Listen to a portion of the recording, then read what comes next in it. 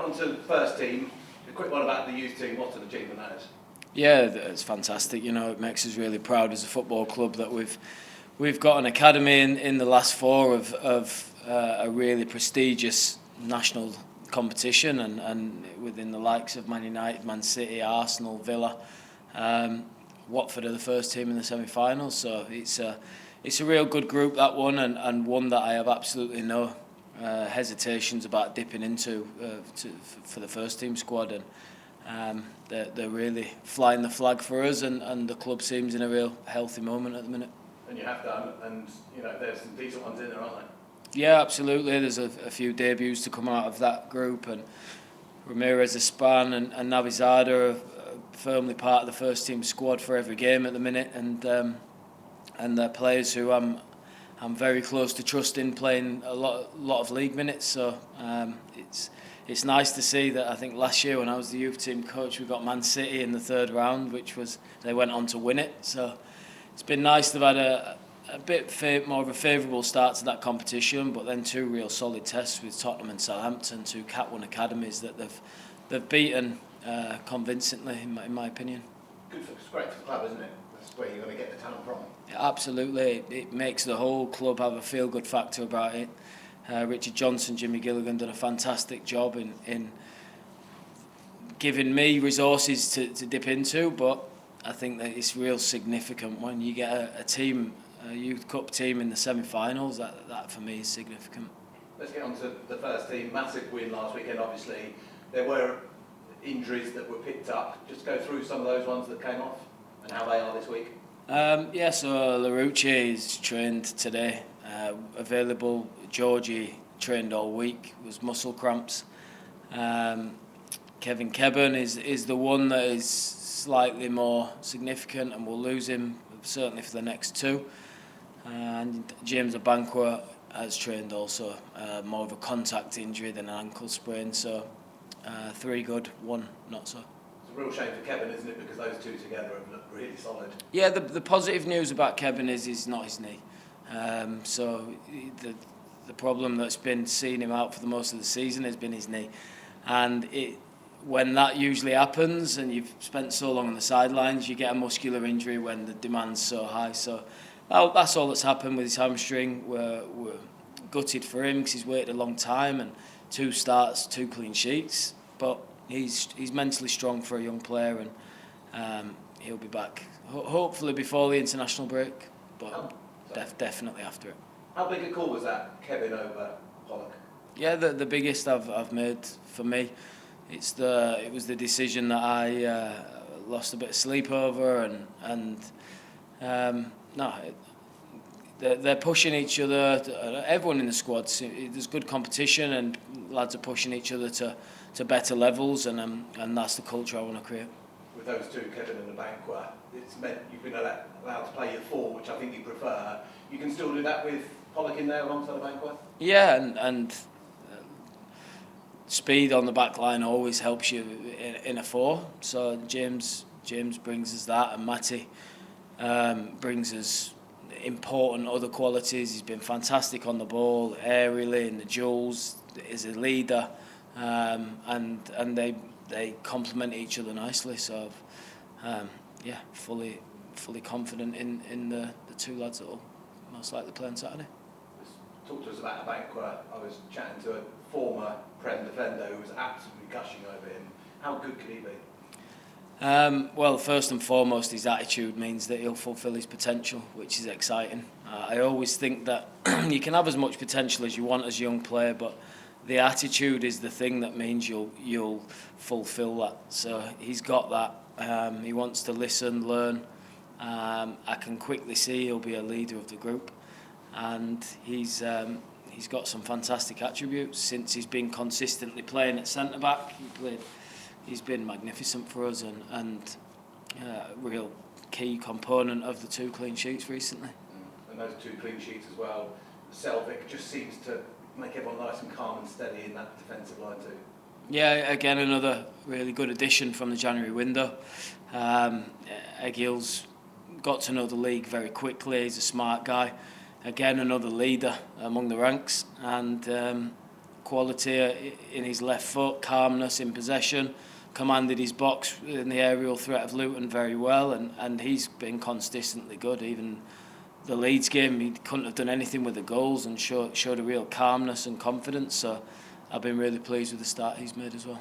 Playing Dumbia ahead of Bio, was that just a reward for how well he'd done? And again, he put in another fantastic performance. Absolutely, and he's done a lot of things right and not many things wrong, Mamadou, since he's come in the team. He's not managed to get his goal yet, but he's won 2 penalties that I don't think many strikers win, just through sheer attitude and endeavour, and then he's had parts to play in 2 other goals, so that's 4 goal involvements in 4 games, and for me, doesn't deserve to come out of the team. So Bio will be better for getting some minutes against Luton. He'd not started and played significant minutes since Coventry, which was 28 days before Luton. So he's got some minutes under his belt, and will build Bio back into. But now I've got some depth in the attacking options, which is important. Tell us what you've done with Imran Louza, because his attitude is a complete difference to what we've seen over the years here. Me and Imran had a mutual respect for one another. Both play in the same position, both see the game the similar way, and played with each other in the Premier League. So it took time for Imran. It was a strong midfield at the start of the season, but then we've clicked since October, November time, and he's been magnificent for me. One of the best midfielders in the league. We've created a game plan to get him starting a lot of our attacks and controlling our builds and playing to his strengths. But what really has impressed me about Imran is his leadership qualities. He's stuck his neck out as a leader and a vocal one at that, and he cares a lot about how well we're doing. He's always had the talent. Sometimes our possession maybe not being the force that was required, but that's been there to be seen. Absolutely. What people don't understand is sometimes you can, when a player's maybe not double aggressive in a challenge, they think they're not good out of possession, but he is. He understands where he needs to be. He can cover the ground. So although physically he's not going to be a destroyer, he's got a lot of out of possession qualities that people might not see. How's Sissoko? Sissoko will be available, yeah. So a good addition for us this weekend. So 2 wins in a row, 2 clean sheets. We've sort of been here before, haven't we? Can they go on and do it and be really consistent now? Yeah, I think the important thing is the mindset approaching this weekend, that we feel no sense of achievement that we've won the derby, and we sort of take our foot off the gas. We have to realise why we've been consistent in the last 5 games, and I do include the Leeds performance. We got severely punished. Maybe I was a little bit too aggressive with how I set the team up, but I thought there was a lot of good things about that performance. So keep replicating that, keep valuing the basics. We have to approach the duels as strong as we did last weekend, just because it's not a derby, and I'm sure we'll have more good results than poor ones. Yeah. We're going to see again what they're really made of this weekend. Is the cliched, what can they do away at Stoke? You know, it can be more. You know, Watfordy, could it? Yeah, it's probably a football quote that Stoke will never manage to shrug off, and I think it lost a little bit when they filled the corners in of the stadium. But I've been up against that test, and any away game in this league is a strong test of your character, and Saturday will be no different. Mark Robbins has been there a while now. Hasn't quite turned it around, has he? They're still struggling a little bit. Someone who I have a lot of respect for, you know. Gave me a lot of his time after we played Coventry at the start of the season. I really did take a lot from him, coaching against him, how calm he was on the side and how much that radiates to his players. Hopefully I'm a little more calm on the side than I was at the start of the season, because I think being animated and getting involved with the force is not what you want to portray to your players, and he seems very in control, and learnt a lot from coaching next to him earlier in the season, and I have a lot of respect for him. Yeah. Going back to Tuesday night, you took the whole first team squad along, which I think people were brilliant. What were you sending the message to the first team players, and what message does that give to the academy players? Yeah, it's something I grew up with is the importance of the Youth Cup. And Sir Alex would come to every Youth Cup match, and then the first team players later on in the Cup run would come and show their support. So I thought that was important for us to, especially after what happened on Sunday, to make the whole club look really united, which I feel like we've done really well. And also put the young players under a bit more pressure. You know, these players who I want to experience high pressure environments. Having all the first team there's a little bit more on it for them. So really pleased with the turnout and the performance of the young lads. When the likes of Leo are training alongside Imran Louza and Amin's around Giorgi Chakvetadze, can they, just from training with them, pick up things that can then improve their game? Absolutely, and they're intelligent young lads, so I'm sure they will. It's priceless what they have.